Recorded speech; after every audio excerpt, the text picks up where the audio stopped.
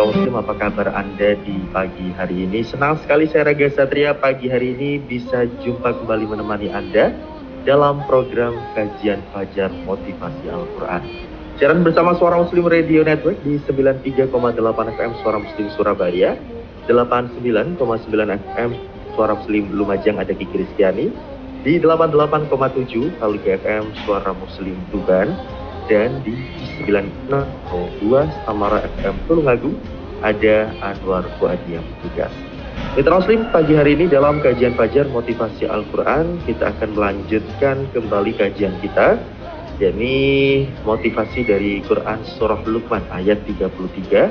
Hati-hati saudaraku, jangan tertipu. Kemarin sudah dijelaskan Mitra Muslim bahwasanya di antara sebab seseorang tertipu itu tidak lebih karena lemahnya pemahaman terhadap fakta dan hakikat sesuatu yang diinginkannya, alias kurang ilmu. Kemudian ditambah lemahnya iman dan dominasi nafsunya. Nah, nanti kita sambung Mitra Muslim ke penjelasan berikutnya ya Mitra Muslim, masih dari satu ayat, yakni di Surah Luqman ayat 33. Langsung saja Mitra Muslim kita sapa narasumber kita yang sudah tersambung pagi hari ini. Ada Ustadz Muhammad Junaidi Sahal. Assalamualaikum Ustadz. Waalaikumsalam warahmatullahi wabarakatuh. Ya, kabar baik Ustadz ya pagi hari ini? Alhamdulillah, kabar baik Mas Raga. Alhamdulillah. Baik Ustadz, di pagi hari ini kita akan lanjutkan kembali seperti apa ini penjelasan lebih lengkapnya mengenai hati-hati saudaraku jangan tertipu. Kemarin poinnya adalah jangan tertipu dengan duniawi dan juga rayuan setan gitu ya. Nah, Mitra Muslim yang ingin bergabung nanti silahkan Anda juga bisa bergabung melalui channel YouTube Suara Muslim TV. Anda bisa menyaksikan tampilan visual kami di channel YouTube Suara Muslim TV. Nah Ustaz, seperti apa Ustaz penjelasan selengkapnya hati-hati saudaraku jangan tertipu? Silakan Ustaz. Assalamualaikum warahmatullahi wabarakatuh. Alhamdulillah wassalatu wassalamu ala asrafil anbiya'i wal mursalin Sayyidina wa habibina wa maulana Muhammadin wa ala alihi wa sahbihi wa man tabi'ahum bi ihsanin ila yaumiddin, amma ba'd. Fa inna asdaqal hadis kitabullah wa khairal hadi hadi Muhammadin sallallahu alaihi wasallam wa syarrul umuri muhdatsatuha wa kullu bid'atin dhalalah wa kullu dhalalatin finnar. Allahumma anfa'na bima 'allamtana وعلمنا الذي ينفعنا وزدنا علما. اللهم إني أعوذ بك أن أضل أو أضل وأزل وأزل وأظلم وأظلم وأجهل يجهل علي. ربي زدني علما وسع لي في رزقي وبارك لي فيما رزقتني واجعلني محبوبا في قلوب عبادك وعزيزا في عيونهم واجعلني وجيها في الدنيا والآخرة ومن المقربين يا كثير النوال يا حسن الفعال يا قائما بلا زوال Ya mubdian bila mithal, falakal hamdu walakal minna walakal syarafu ala kulli hal. Wa sallallahu ala nabi Muhammad walhamdulillahi rabbil alamin. Ikhwatad din fidhakumullah, mitra muslim yang insyaallah selalu dijaga sama Allah Rabbul Alamin. Alhamdulillah kita di pagi hari ini masih diberi kesempatan untuk merasakan nikmat iman dan Islam dengan berinteraksi kepada Allah melalui ayat-ayatnya, melalui firman-Nya Al-Qur'anul Karim. Dan tidak ada kalimat yang paling indah dari rasa syukur ini kecuali mengucapkan kalimat hamdalah, alhamdulillahirabbil alamin. Yang kedua, salam dan salawat terus kita persembahkan kepada manusia terbaik dengan selalu mengucapkan Allahumma shalli wa sallim wa barik ala Muhammad wa ala ali Muhammad kepada manusia terbaik Rasulullah Muhammad sallallahu alaihi wasallam. Semoga salam dan salawat kita kelak bisa menjadi syafaat bagi kita di hari akhir. Amin ya rabbal alamin. Mitra muslim, hafizahumullah, saudaraku yang insyaallah selalu dijaga sama Allah rabbul alamin. Motivasi yang kita gali pada pagi hari ini terkait dengan kita harus berhati-hati dengan ketertipuan, tipu daya. Yang tadi sudah disebut oleh Mas Raga, ada dua yang menjadi yang akan menjadi penipu terhadap diri kita dan kelak kita bisa menjadi penipu juga kepada yang lainnya. Yaitu adalah kehidupan dunia ini, gemerlap dunia ini, ya kan? Kenikmatan, kan keindahan dunia ini itu bisa menipu kita ya. Terus yang kedua adalah pelaku utama dari ketertipuan itu adalah syaitan. Ini terungkap di dalam surat Luqman yang kita gali ya, ayat yang ke-33. Mudah-mudahan mitra muslim masih mengingat kajian Kamis yang lalu. Allah berfirman di surat Luqman ayat 33 ini, ya ayyuhan nasu taqu rabbakum wakhshaw yawman la yajzi walidun an waladihi walau mauludun huwa jasin aw walidihi syai'a inna wa'dallahi haqq fala taghurrannakumul hayatud dunya wala yaghurrannakum billahil ghurur. Kurang lebih terjemahannya, saudaraku, hai manusia semuanya, ittaqu rabbakum, tingkatkan kebertakwaan kalian kepada Allah. Wakhshaw, dan takutlah yauman la yajzi walidun an waladihi, takutlah pada suatu hari yang tidak bisa, orang tuamu tidak bisa menolong anaknya, dan seorang anak pun tidak bisa, wala mauludun huwa jazin an walidihi, seorang anak juga tidak bisa menolong orang tuanya. Inna wa'dallahi haqq, sesungguhnya janji Allah itu benar dan akan terjadi nanti di kemudian hari. Fala taghurrannakumul hayatud dunya, jangan sekali-kali kehidupan dunia itu menipu kalian. Terus yang kedua, perhatikan, wala yaghurrannakum billahil ghurur, dan jangan sekali-kali, tidak disebut fa'ilnya karena sudah jelas, penipu itu jelas. Saking jelasnya penipu itu, Mas Raga, mitra muslim, sampai kali disebut sama Allah. Siapa penipu itu? Setan. Ya. Kalau al-hayatud dunya itu disebut ya sama Allah, fala taghurrannakumul hayatud dunya, disebut al-hayatud dunya sebagai penipu ya untuk kehidupan kita manusia. Karena bisa jadi ada orang yang tidak tertipu oleh kehidupan dunia. Makanya fa'ilnya disebut karena dianggap itu tidak terlalu populer gitu kan. Yang sudah populer nggak disebut sama Allah, biasanya begitu. Fa'il atau subjek yang sudah populer tidak disebut. Dan itu adalah setan. Setan menjadi penipu ulu, setan menjadi penipu yang luar biasa dalam kehidupan manusia. Hati-hati saudaraku, akhwat dinna fidakumullah. Tadi sudah disebut sebab-sebab orang tertipu ya oleh Mas Raga. Yang pertama apa? Lemahnya keilmuan terhadap sebuah fakta. Dia mengira bahwa kerja keras gitu kan ya, itu bisa membuat dia sukses dunia akhirat.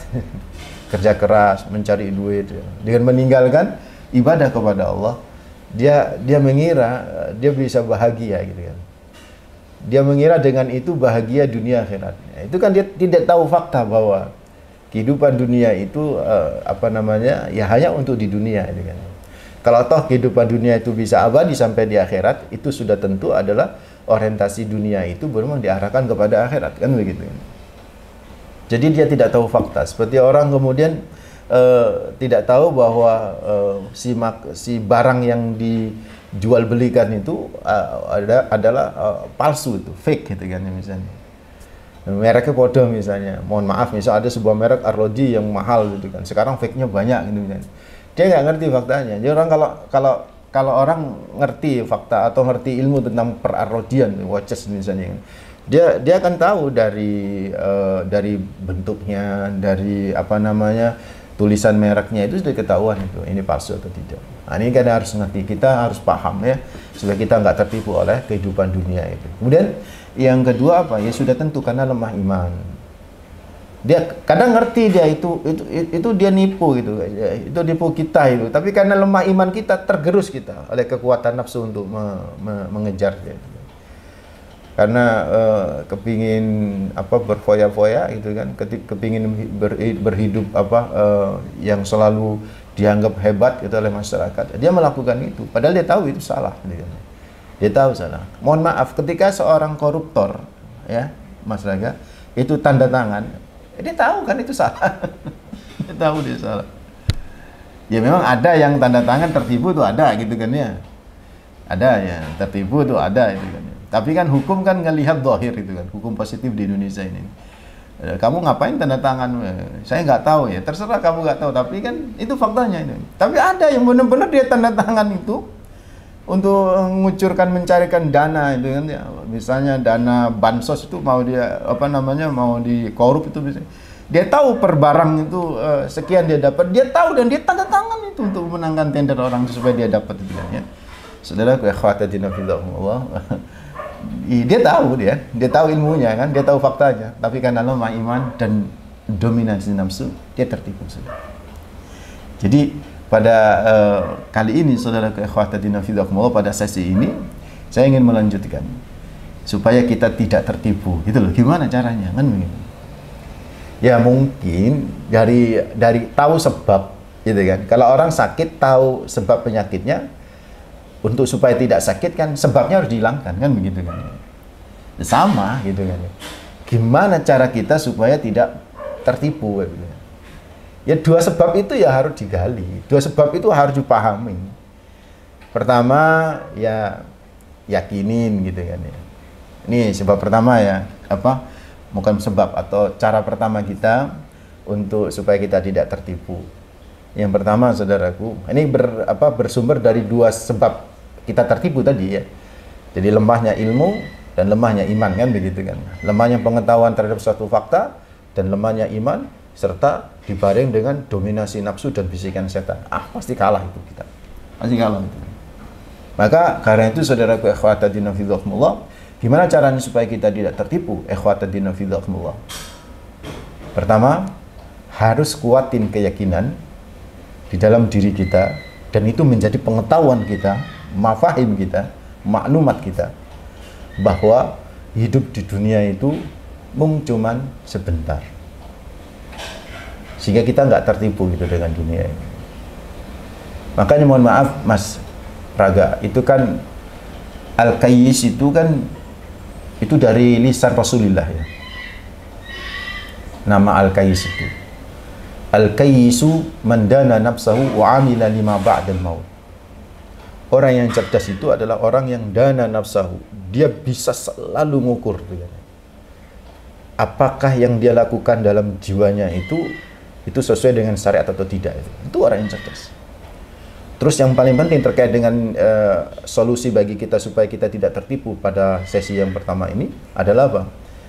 Wa amila lima ba'dal maut. Wa amila, dan beraktiviti lima ba'dal maut, dengan orientasi bahwa kita akan mati, dan orientasinya adalah kita adalah pasca kematian itu apa yang kita lakukan. Dan itu semua berawal dari sebuah keyakinan bahwa hidup kita itu sebentar di dunia. Hidup kita itu sebentar. Dan banyak sebenarnya ayat-ayat sudah mengingatkan kita untuk kita harus yakin bahwa hidup kita itu sebentar di dunia. Cuman orang-orang kan aji mumpung gitu kan. Saya mohon maaf ya Raga ya, saya mungkin agak baper. Kenapa ya orang-orang tuh menzolimi orang lain? Misalnya begitu kan. Saya sampai seperti itu kan. Ya tidak hanya aparat kepada rakyat itu kan ya.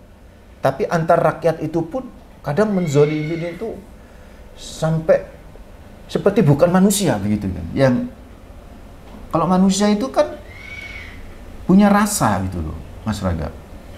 Manusia itu kan punya rasa dan punya rasa gitu kan. Dia pasti punya ibu gitu kan ya. Dia pasti punya adik, dia pasti punya anak gitu kan.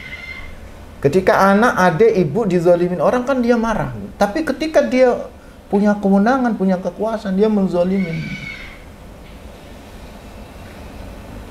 Kenapa gitu loh? Saya heran. Kenapa itu? Saya terkait dengan yang pertama ini ya, supaya kita benar-benar tidak tertipu, saya bilang, apakah dia terus menjabat gitu kan? Kan satu saat pensiun gitu. Dari situ saja kan seharusnya mikir gitu loh. Aku loh gak terus jabat. Jabatan nggak pernah ada yang abadi. Ya kan? Kalau jabatan nggak ada abadi, termasuk jiwa dia di dunia ini, ruh dia di dunia ini hidup, itu juga tidak abadi. Kalau dia akan intiqalah, dia ruh itu akan pindah dari dunia ke rafiqil a'la, ke tempat yang lebih tinggi lagi. Dan di situ nanti akan diberi balasan yang setimpal.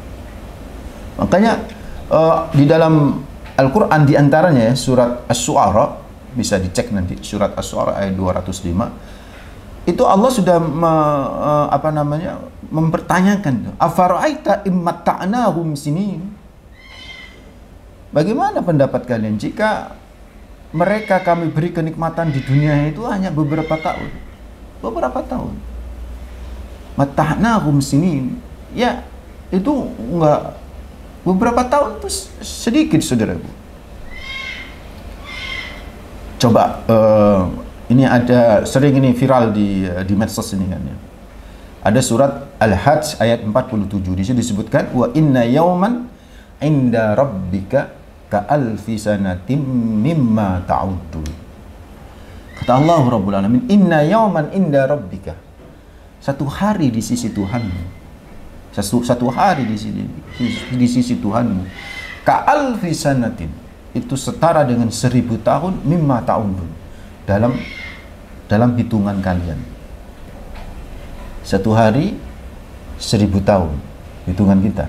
Satu hari di sisi Allah 1000 tahun di hitungan kita, saudara. Itu nek otak-atik matematika, berarti kan satu hari itu kan satu hari 1000 tahun ya. Satu hari di sisi Allah itu 1000 tahun di sisi kita. Berarti kalau satu hari itu 24 jam, berarti hitungannya kalau 3 jam di sisi Allah itu setara dengan 125 tahun di diri kita. 3 jam di sisi Allah. Kalau 1,5 jam di sisi Allah itu setara dengan 62 setengah tahun. Artinya manusia yang hidup dengan usia 62,5 tahun itu cuma 1,5 jam di sisi Allah. Sangat cepat gitu kan. Dan apalagi sekarang ini sudah mendekati kiamat ini, akhir zaman maksud saya. Kan kita bisa tahu itu betapa yang namanya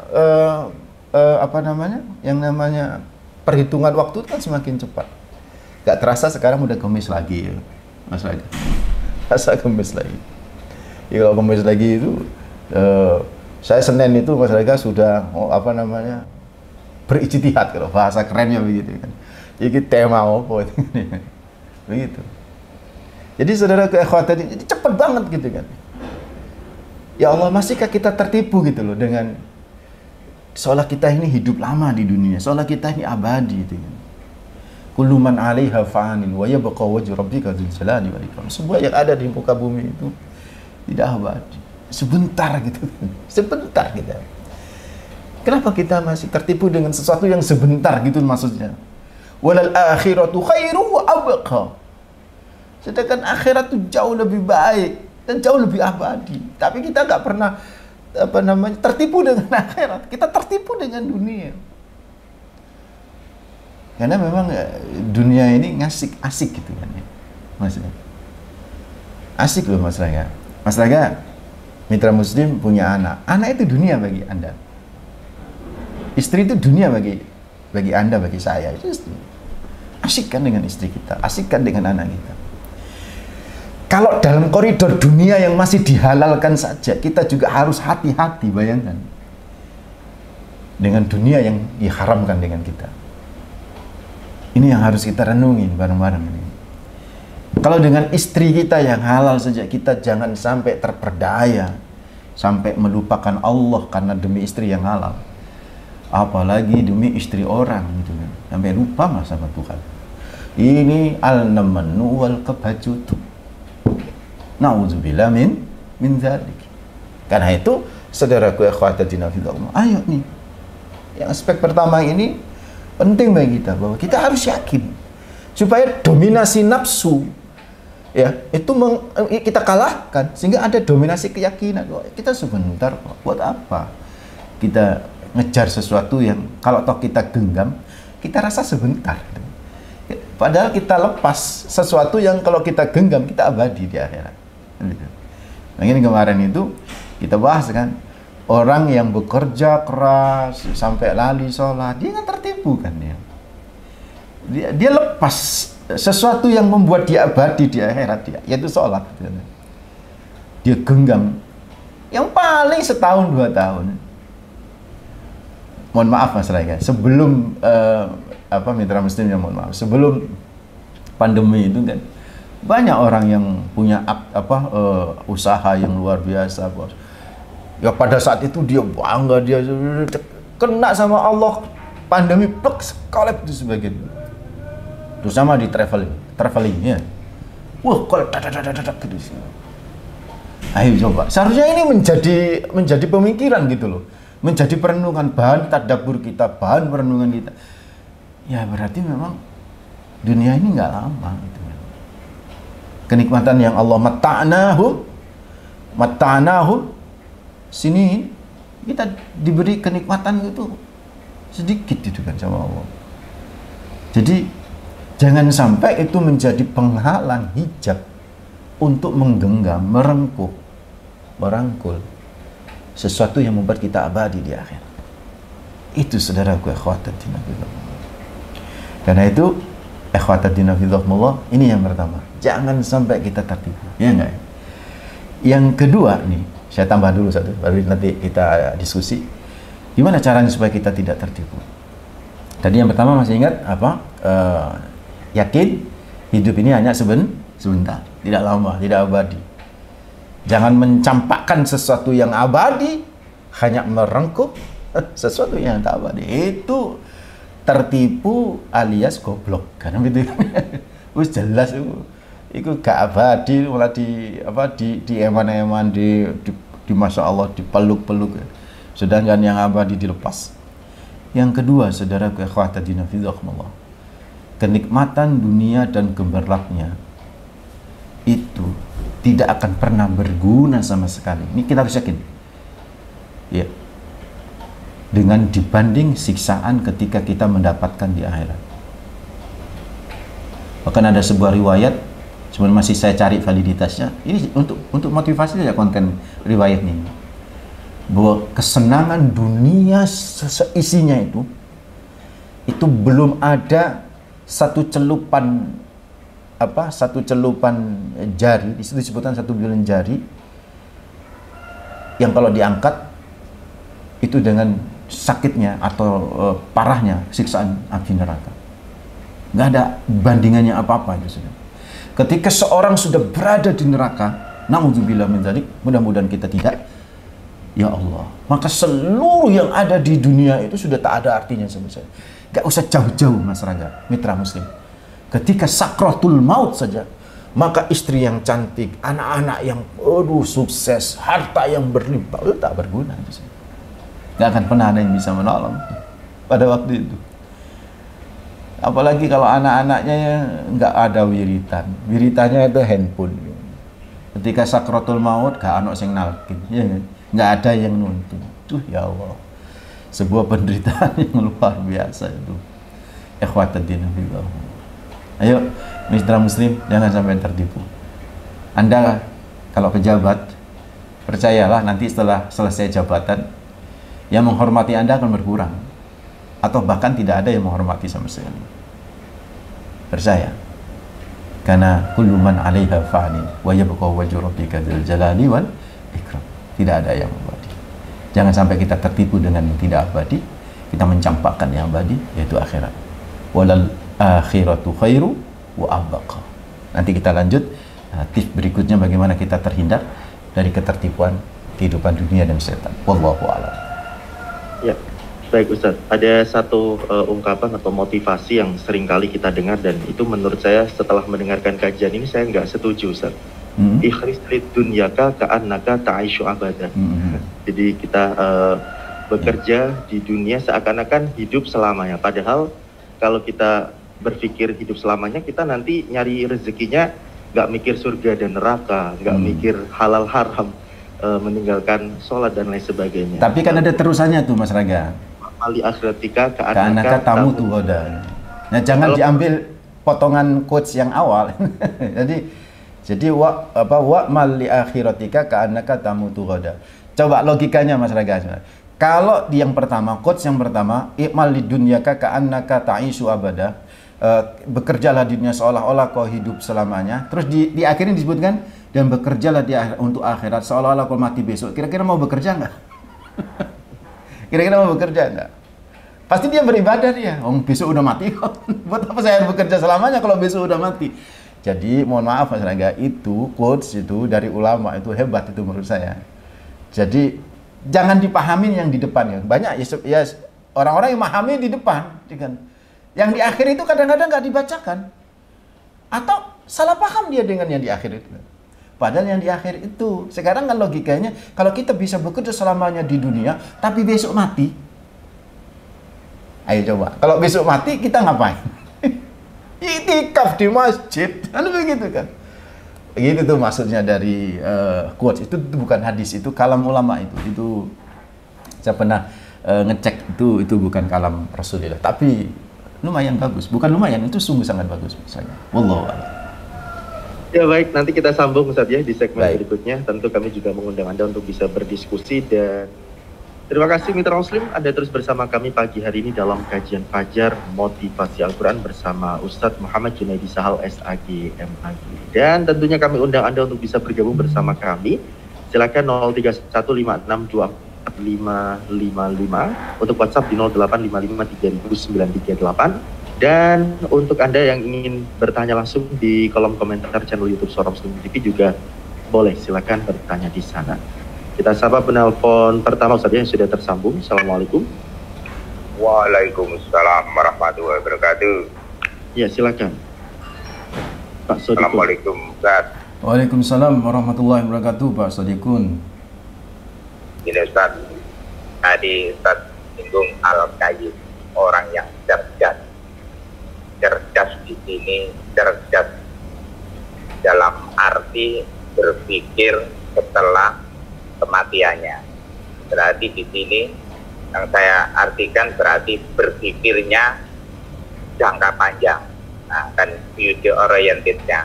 Terus orang yang dolim, nah, orang yang tertipu dengan kehidupan dunia, berarti berpikirnya yang pendek, nalari pet, nah, kan begitu, untuk meraih sebuah kesuksesan yang ada di dunia. Terus bagaimana dengan orang-orang yang cerdas secara akademis, kalau sudah pendidikannya sudah mentok, ya, terus dia itu tidak berpikir negeri akhirnya itu bagaimana nantinya. Yang penting pokoknya saya enak dalam aksi sementara. Nah, itu bagaimana orang-orang itu, apakah bisa katakan cerdas? Nah, cerdas di sini itu cerdas yang bagaimana? Apa cerdas yang secara spiritual? Apakah cerdas secara akademis? Ya, bagaimana pendapat Ustaz? Terima kasih. Assalamualaikum warahmatullahi wabarakatuh. Waalaikumsalam warahmatullahi wabarakatuh. Terima kasih Pak Sodikun di Krian. Silakan Ustaz. Baik. Ya, cerdas kalau menurut Rasulullah Muhammad SAW seperti yang tadi saya bacakan ke Pak Sodikun, kepada mitra Muslim, ya enggak? Bahwa cerdas itu ada dua, kata Rasulullah Muhammad SAW. Mandana nafsahu wa amila lima ba'dal maut. Yang selalu mengevaluasi jiwanya ketika dia beraktivitas, selalu jiwanya itu dimuhasabai terus, ya. Mandana, dana itu bisa berarti menghitung-hitung, bisa berarti mengevaluasi. Jadi orang yang mandana nafsahu, orang yang bisa menghitung apakah yang dilakukan itu sudah sesuai dengan syariat atau tidak, itu loh. Udah menguntungkan akhirat atau tidak. Itu orang yang cerdas. Dan selalu orientasinya itu adalah pasca kematiannya dia, itu kan, ya. Bukan orientasi mati, pasca kematian maksudnya. Maksudnya tetap akhirat, itu kan. Jadi apapun gelarnya, gitu kan. Apapun gelarnya Pak Sodikun. Apakah ada telepon masuk mungkin, ya? Silakan. Kita sapa dulu Ustaz ya. Assalamualaikum. Halo. Assalamualaikum. Waalaikumsalam. Dengan Ibu siapa di mana? Silakan. Ibu Umi Kalsum. Umi Kalsum di Surabaya. Ya. Silakan Ibu Umi Kalsum. Assalamualaikum. Waalaikumsalam warahmatullahi wabarakatuh. Ya, silakan Ibu, langsung bertanya saja. Ini Ustaz, saya ini telinga saya kedengaran segala macam suara. Apa? Tiap hari itu kadang datang, kadang pergi gitu. Sekarang yang kadang keras, kadang pelan. Kalau setengah Sama sekali terputus ya, Maksudnya tapi sudah saya catat Ustaz pertanyaannya. Jadi Terdengar apa itu maksudnya? beliau menanyakan ini telinga beliau itu sering dengar segala macam suara gitu Ustaz. Entah kayak bisikan dan lain sebagainya. Kadang keras, kadang pelan. Masya Allah. Nah ini belum tahu sih apa yang ditanyakan. Mungkin ada yang perlu disampaikan Ustaz dari hal yang beliau alami gitu Ustaz. Diangkat dulu. Ya, sebelum dijawab kita sapa penelpon berikutnya dulu saja, kita tampung dulu. Assalamualaikum. Waalaikumsalam warahmatullahi wabarakatuh. Alhamdulillah bisa masuk Ustaz Raga. Ya, Ibu Majid silakan. Bagaimana Ustaz Raga kabarnya? Alhamdulillah baik Ibu. Iya betul. Oke, juga ini Ustaz kita yang wajahnya bersih ini. Masya Allah lama tak ketemu bercahaya nurnya itu loh, saya kepengen. Ini Ustaz ya. Ini saja Ustaz. Kiat-kiat apa supaya saya ini tidak punya hobi menipu, bohong, munafik, dusta. Nah ini apa dulu 4 kata ini? Apa masih saudara? Kiat-kiat apa supaya tidak begitu? Nah, kadang Ustaz Raga sudah mengingatkan saya, tapi saya yang diingatkan itu tidak ngerti gitu tuh. Gimana Ustaz gitu itu? Tiap hari hobi bohongi orang malam siang, sudah di mana-mana saya begitu hobi saya. Gimana kiat-kiat apa supaya tidak begitu? Mohon maaf Ustaz, barakallahu fikum wa barakatuh. Ustaz Muhammad Jani Sahal, Habibatullah Ta'ala. Assalamualaikum warahmatullahi wabarakatuh. Waalaikumsalam warahmatullahi wabarakatuh. Katanya Ustaz bersinar Ustaz ya. Ya. Padahal itu lighting Ustaz ya. Ada lampu ini. Ada lampu. Ya Ustaz bisa ditanggapi dulu yang tadi untuk Pak Sodikun apakah sudah selesai Ustaz? Ya, jadi sekali lagi Pak Sodikun beda antara kecerdasan akademisi dengan kecerdasan yang dimaksud oleh Rasulullah Muhammad SAW. Kalau istilah yang lagi populer itu Mas Raga adalah kecerdasan spiritual. Kalau ada apa spiritual question ya kan ya. Ada emotional question itu sebenarnya kayis itu kan. Kayis. Ada orang yang profesor doktor gitu kan ya. Bahkan sampai ada profesor doktor Kiai Haji lengkap gitu kan. Al Ustadz LCMA misalnya. Tapi koruptor itu kan. Nah ini bukan cerdas kalau Rasulullah, bukan al-kayis gitu kan ya. Ini yang harus kita pahami Pak Sodikun ya. Ini yang pertama. Jadi sudah pasti beda. Jadi kalau orang-orang yang kemudian gelarnya berderet abjad gitu kan ya. Sampai gak cukup misalnya kalau kita ngasih kan ada itu phone book deh. Sampai gak cukup itu kan ya namanya itu kan. Ya. Misalnya seperti itu. Bukan di situ melihat kecerdasan seseorang. Tapi melihat kecerdasan seseorang itu ikhwatadin afidhakumullah adalah dilihat dari apa? Dari aspek bagaimana satu tadi dia setiap beraktivitas itu ngukur standarnya itu syariat gitu. Apakah dia mau terus atau tidak itu syariat, apakah ini dihalalkan atau diharamkan. Itu benar-benar diukur kayak begitu dia. Dia nggak peduli apakah dia seorang dokter Andes atau bahkan mungkin dia nggak kuliah gitu kan ya. Namun Masya Allah setiap dia beraktivitas sesek tahiku oleh orang itu secara syariat ini. Masya Allah itu yang cerdas itu yang Pak Sodikun yang cerdas. Ngapunten orang-orang yang kemudian di desa-desa itu kan yang ketika mau beraktivitas sesek takok nang kiai oleh enggak iku nek nikah model koyo ngono ngadakan acara model koyo ngono iku oleh orang takok nang ini yang cerdas. Justru yang nggak cerdas itu ya orang yang bergelar banyak tapi Masya Allah pikirannya liberal. Ya mohon maaf ya kalau nggak sependapat sama saya. Pikirannya liberal, pikirannya mengadu domba, pikirannya menghina-hina syariat. Meskipun dia guru besar, dia nggak masuk kategori al-kayis cerdas indah Rasulullah Muhammad SAW. Seperti itu Pak Sodikun kurang lebih. Adapun mengenai bisikan, Bu siapa tadi yang tanya itu? Bu Umi Kalsum. Bu Umi Kalsum ya. Banyak cuma baca maksurat ya. Itu saja. Pagi sama petang malam. Habis maghrib dan habis subuh coba baca itu. Kalau nggak punya maksurat atau nggak hafal maksurat, minimal baca trikul saja. Jadi ketika ada bisikan-bisikan begitu, ya, bacalah ayat kursi, bacalah minimal a'udzubillahi minasyaitonirrajim. Karena berdasarkan firman Allah surat Az-Zukhruf ayat 36, wa may ya'su an dzikrir rahman nuqayyid lahu syaitanan fahuwa lahu qarin. Kata Allah Rabbul Alamin, barang siapa yang lalai dari berzikir kepada Allah, maka Allah jadikan setan ada di dirinya, di sampingnya, dan dia menjadi teman. Jadi nempel terus, fawalahu qarin, nempel terus. Nah, kayaknya ibu ini ada yang nempelin gitu loh ya. Saya bukan praktisi ruqyah ya, tetapi dari ilmu-ilmu yang saya pelajarin itu biasa seperti itu tuh. Ayo kencengin zikirnya, kencengin tilawahnya, kencengin ibadahnya, ya enggak ya? Insya Allah nanti hilang-hilang sendiri. Wallahu a'lam.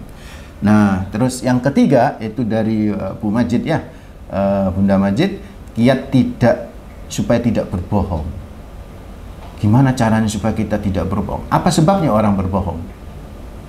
Kan sama dengan kajian kita.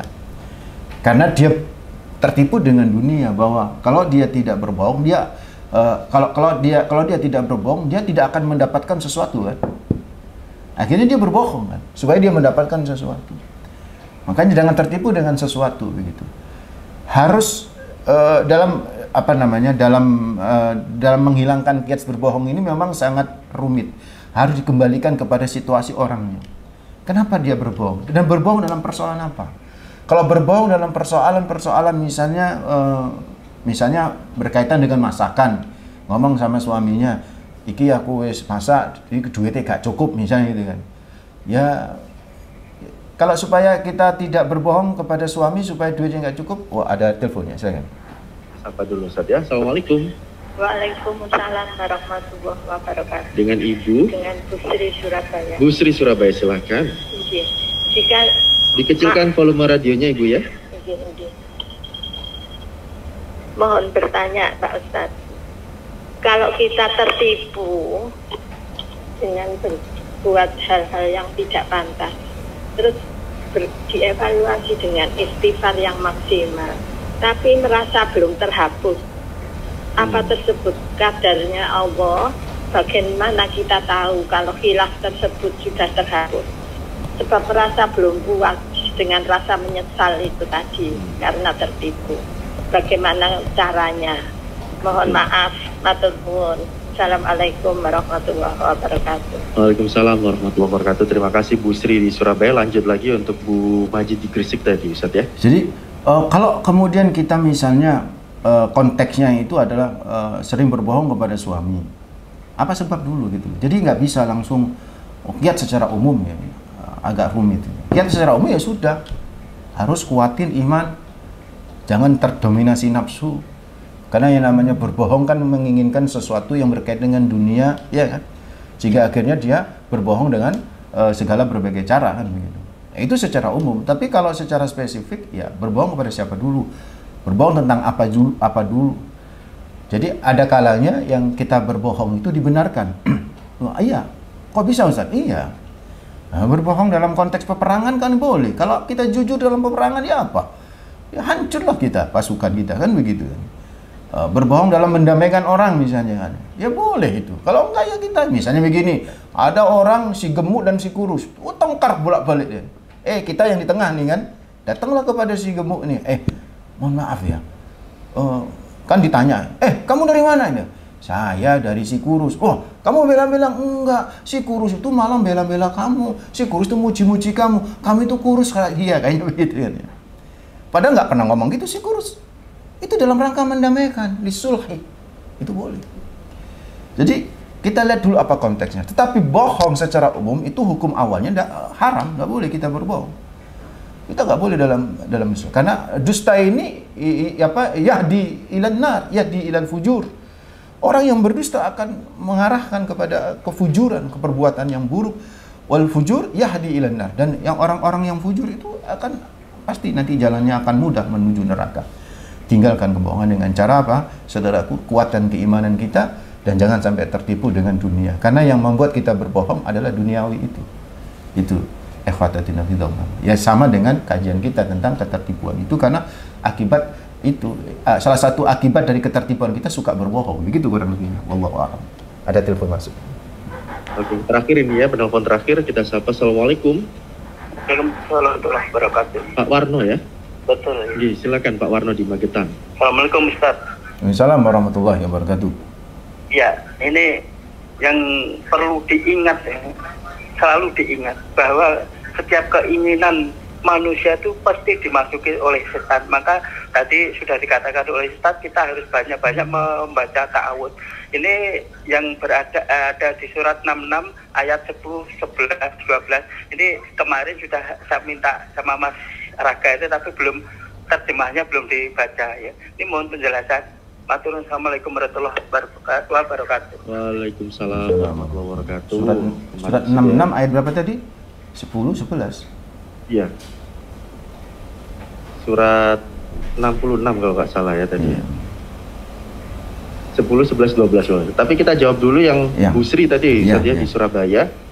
Berbuat sesuatu hal yang tidak pantas, kemudian istighfar sudah maksimal, tapi merasa belum terhapus dosanya, Ustaz. Lu merasa belum terhapus itu bagus. Itu positif. Orang kalau merasa belum terhapus dosanya, dia akan terus beristighfar. Begitu. Fala tuzakku anfusahum wa a'lamu biman ittaqa Allah. Jangan kau menganggap suci dirimu. Jangan kau anggap suci diri. Orang kalau menganggap diri suci, dia nggak mau bersihin lagi gitu kan. Orang kalau menganggap dia sudah bersih dari segala dosa, dia nggak mau lagi itu kan untuk beristighfar, bertobat. Nanti kepleset lagi ya bunda ya, nanti keprojot lagi, nanti akhirnya lolos lagi itu kan. Jadi gimana seharusnya? Justru ketika aku sudah diampuni enggak ya, akhirnya sholat taubat lagi. Sholat taubat 2 rakaat. Saya anjurin ya, kalau sudah merasa sholat taubat 2 rakaat. Ya, sholat taubat 2 rakaat itu masyru'ah. Sunnah yang masyru'ah itu adalah sunnah yang disyariatkan. Jadi sholat taubat 2 rakaat saja. Terus setelah itu kemudian habis sholat taubat ya banyak istighfar, lu masih berdosa lagi, sedekah. Sedekah, beramal soleh itu kan ya. Kalau masih berdosa lagi, nah kalau sudah sedekah macam-macam masih berdosa, dikhawatirkan itu menjadi was-was bisikan setan juga gitu loh. Sehingga akhirnya kita ini nggak move on gitu Mas Raga. Jadi kalau al-namnu wal kebacutu dalam konteks perasaan merasa berdosa terus, itu mengakibatkan nggak move on, itu hati-hati. Kayak orang nih berwudu kok dulang lagi, berwudu dulang lagi, air masih di genggaman tangan, dilepas, air di genggaman dilepas terus karena was-was. Nah, itu namanya setan tuh. Itu harus dilawan saudaraku. Ikhwatadina fillah. Gimana caranya? Ya tadi banyak berzikir, banyak kemudian membaca ayat-ayat Allahu Rabbul Alamin, dan yang terakhir adalah yakin Allah Ar-Rahman kok Allah, Al-Ghafur wal Ghaffar. Allah itu kan punya sifat Maha Pengampun, Maha Pengasih. Allah tuh seneng banget tuh kalau ada hambanya tuh mau bertobat dan beristighfar. Nah, itu coba prinsip-prinsip itu jadi motivasi kita. Allah tuh sangat seneng banget menerima taubatnya seorang hamba. Sebaik-baiknya manusia itu adalah sebaik orang yang salah itu kullu bani Adam khata'un wa khairul khata'in at-tawwabun. Kata Rasulullah, semua bani Adam itu pernah mempunyai salah, ya kan? Dan sebaiknya orang-orang yang punya salah itu adalah orang yang mau bertaubat. Dan Allah dalam sebuah hadis disebutkan, Allah itu lebih senang, sangat senang, asyaddu farhan, istilah hadis ini. Sangat amat farhan itu senang banget ketika mendengar atau melihat hamba-hambanya itu bertobat. Jadi banyaklah bertobat kepada Allah Rabbul Alamin, banyaklah beristighfar. Itu saudaraku, dan saya mau lanjutin ya. Saya pikir nggak ada lagi pertanyaan tadi. Oh, Warno tadi Ustaz. Pak Warno itu tadi bertanya apa, terjemahan atau apa yang ditanya itu? Saya agak lupa. Awalnya itu terkait keinginan manusia itu biasanya ada masukin setan gitu Ustaz, ketika manusia mempunyai keinginan, dan beliau juga menanyakan terkait surah ke-66, surah At-Tahrim ayat 10 sampai 12 gitu Ustaz. Ya, tapi mungkin lebih ke tafsirnya Ustaz ya nanti. Ya nanti tanyakan tafsir, karena kalau saya lihat itu berkaitan dengan perempuan-perempuan itu kan ya nanti. Imra'ata Fir'aun di sini disebutkan misalnya Imra'ata Fir'aun it qalat rabbi ibni li 'indaka baitan fil jannah wa najjini min fir'auna wa 'amali, dan seterusnya itu bisa ditanyakan nanti kepada tafsirnya, kepada profesor kita ya. Jadi intinya saudaraku ikhwatadina fillah, saya lanjut aja ya, saya tutup ya sekalian sebagai closing, bahwa intinya saudaraku ikhwatadina fillah, sebentar, intinya supaya kita tidak tertipu, itu yang pertama tadi apa? Yakin bahwa kita di dunia ini sebentar saja. Dan jangan merasa kita akan terus-menerus berada di dunia. Yang kedua, Kenikmatan dunia ini kalau dibanding dengan siksa neraka nggak ada apa-apanya, Masya Allah. Jadi jangan tertipu dengan gemerlapnya dunia itu. Siksaannya sungguh sangat luar biasa. Enaknya cuman 2 menit, 3 menit ya misalnya. Orang berzina itu kan enaknya cuman 2 menit, 2 menit, 3 menit, atau taruh kata 1 jam, 2 jam enaknya di hotel tuh mereka yang berzina itu kan. Tapi Masya Allah nanti penyesalannya, akibatnya, na'udzubillah min dzalik, di akhirat. Ayo ingat-ingat kayak begitu. Korupsi itu loh, enaknya paling 1 tahun, 2 tahun, 3 tahun. Tapi nanti masuk penjara, anak kita menderita, istri kita menderita. Coba diingat-ingat itu, yang namanya akibat itu. Karena sesungguhnya akibat ini dibanding dengan perbuatan yang membuat Anda merasa nikmat dengan dunia itu nggak ada apa-apanya, saudara. Yang ketiga, ikhwatadina fidahullah, yakinlah bahwa siapapun yang mengejar dunia, dunia akan menghinakannya. Tapi siapapun yang mengejar akhirat, dunia akan ikut mengejar dirimu. Ini berdasarkan sebuah hadis, mangkanat ad-dunya hammau farraqallahu alaihi amrahu. Barang siapa yang menjadikan dunia itu tujuan yang untuk dikejar-kejar, Allah akan mencerai-beraikan dunia itu. Tapi wa mangkanat al-akhiratu niyatahu jama'allahu lahu amrahu.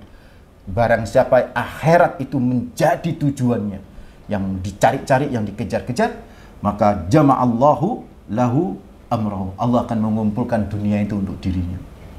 Kejarlah akhirat, dunia dalam genggamanmu, tapi jangan kau taruh dunia di hatimu, karena sungguh akhiratmu akan jauh, saudaraku. Ini yang ketiga. Yang keempat terakhir, saudaraku, yakinlah bahwa kita di dunia ini, jadikan dunia sebagai tempat meninggal kita, bukan tempat tinggal, saudara. Saya ulang kata-kata saya, jadikan dunia ini sebagai tempat meninggalnya kita, bukan tempat tinggal. Kun fid dunya ka'annaka gharib aw abiru sabili. Kata Rasulullah Muhammad SAW, jadikan hidupmu di dunia seolah-olah kau orang asing, atau seolah-olah kau seorang musafir. Asing, musafir. Orang asing biasanya apa? Takut-takut kiri ke kanan. Ini mana? Ini tempatnya mana? Tempat makan mana? Kan begitu. Maka jadikan hidupmu di dunia, hidup kita di dunia seperti orang asing. Selalu cari petunjuk yaitu Allah Rabbul Alamin, yang paling pas untuk dimintain petunjuk, sunnah-sunnah Nabi dan sebagainya. Dan jadikan dirimu itu di dunia itu seolah abiru sabilin, seperti orang yang berjalan sebentar saja. Musafir itu kan sebentar saja. Kau tidak akan pernah merasa bahwa akan tinggal di situ. Justru kalau toh kau tinggal di situ, jangan kau yakin tinggal di dunia, tapi meninggal dunia. Karena tempat tinggal yang sesungguhnya kita adalah di surga. Raih surga itu jangan tertipu dengan urusan dunia, sehingga akhirnya mengorbankan kehidupan abadi surga Allah Rabbul Alamin. Mudah-mudahan bermanfaat, dan mudah-mudahan itu menjadi inspirasi, motivasi bagi kita semua. Aqulu qouli hadza astaghfirullah li wa lakum innahu huwal ghafurur rahim. Mohon maaf. Assalamualaikum warahmatullahi wabarakatuh. Waalaikumsalam warahmatullahi wabarakatuh. Terima kasih Ustaz atas pencerahannya pagi hari ini, dan subhanakallahumma bihamdika nasyhadu an la ilaha illa anta nastaghfiruka wa natubu ilaik. Maha suci Engkau ya Allah, dan dengan memuji kami bersaksi tiada Tuhan yang berhak diibadahi selain Engkau. Kami mohon ampun dan bertaubat kepadamu. Wassalamualaikum warahmatullahi wabarakatuh.